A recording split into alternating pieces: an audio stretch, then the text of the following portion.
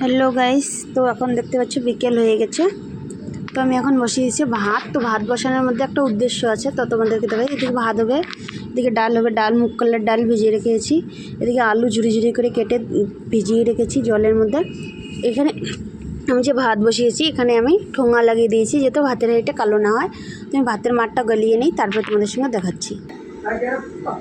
আমি এখানে যে ঠোঙা লাগিয়ে দিয়েছি, এই ঠোঙাটা দেখো খোলা হবে এখন। দেখাচ্ছি তোমাদেরকে। অজয় ঠোঙাটা খুললাম, দেখো এই দেখো, এভাবে ঠোঙাটা টান দিলে একদম মানে পুরোটা খুলে যাবে। আর কালিটা হাতে ধরে যাবে, আর কালি হবে না রে, বলবে না। এই দেখো তোমরা দেখতে পাচ্ছ হাঁড়িটা একদম চকাচক। তোমরা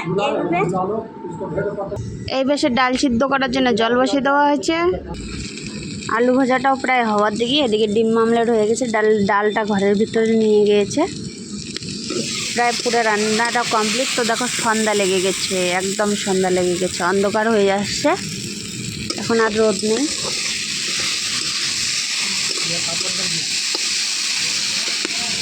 তো একদম সন্ধ্যা লেগে গেছে।